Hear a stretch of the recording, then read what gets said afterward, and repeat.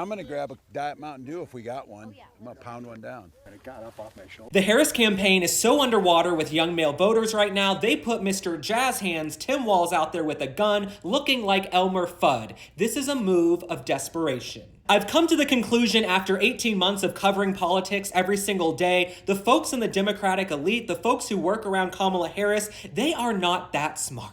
We're 3 weeks out from the election, and here in the 11th hour, Kamala Harris has decided, you know what, I'm underwater with young men, what can I do to woo them? Well, me, I know a thing or two about wooing men, I've been doing it since I was 18. The fact that the Democrats have Barack Obama out there shaming young men, they've got Tim Walz out there with a gun, Kamala, she's now promising loans to young black men, which is just desperate pandering. The fact that they don't understand why they've lost young men shows me they aren't that bright. Now, I might not be in Mensa, but I'm a pretty smart person. I've got 2 eyes, I've got 2 ears, and the loudest voices in the Democratic Party, they have spent decades denigrating, vilifying, and emasculating men. Objectively speaking, under the Kamala Harris policies of the last 4 years, there's been an erosion of the family unit, security, the economy, the border, the list goes on. The Democratic elite, they believe men can just play in women's sports, a guy can just identify as a girl on a whim, so gender, if it's a construct, why are you crying over spilled milk that men are leaving your party? We can even look at smaller, more subtle things like mansplaining or toxic masculinity. These are all terms we never had 10 years ago, but now the mainstream media, the folks in the Democratic Party, push it as a way to undercut men. There are folks in and around the Biden-Harris administration and their colleagues in the mainstream media who have said on record publicly, we should have less children because children are bad for the planet and bad for climate change. Miss Kamala Harris and Barack Obama want to say they respect men, but they just shanked Joe Biden, who is the patriarch of their party and who'd been around for decades in public office. We can even go back just a few weeks to the white dudes for Kamala calls. Those were just therapy sessions for white guys to cry about their privilege and, oh, I've been blessed with so much, I'm so privileged. That is not helping you win over young men. We can even look at the Kamala Harris campaign surrogates. They do not resonate with men. Kamala, she does not like strong alpha men. I was on Megyn Kelly's show recently. Here's what I had to say about that. I think Kamala Harris does not like strong masculine men. She chose Mr. Jazz Hands Tim Walz to be her VP, who's not strong or masculine at all. She's married to Doug Emhoff, so this is a pattern. I don't think Kamala Harris likes strong, independent men whatsoever.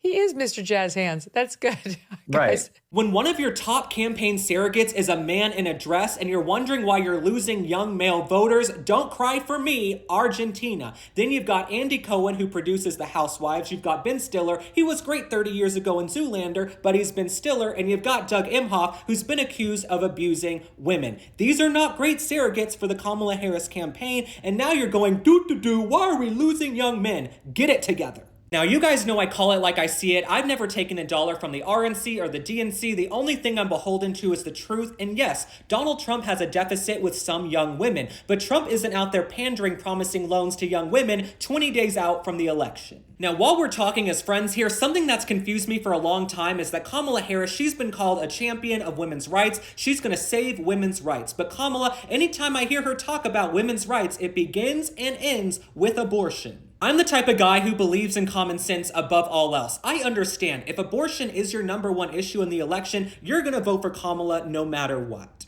But when Kamala goes out there and says she's going to fight and protect women, you haven't done that the last 4 years. Let's even look at the immigration crisis. Laken Riley, she lost her life at the hands of an illegal migrant who'd been let out of prison. Was that protecting her and defending women? There are women in this country right now who have taken on a 2nd or 3rd job the last 4 years because of the economic issues, because of inflation. Kamala and Joe Biden, they aren't protecting them. In conclusion, my friends, on November 6th, the morning after the election, we will have a huge gender gap story because men, they have fled the Democratic Party in droves. I also know tons of women who have left the Democratic Party. More people than ever identify as independents or Republicans in our country. All right, my friends, thanks for liking and following. Drop a comment. Tell me how you feel about everything going on. Like I always say, I welcome an open dialogue on my page. You can agree, you can disagree with me. If you're on the left, the right, the middle, it's come one, come all to the Halloween ball. I will see you on the next one. Bye.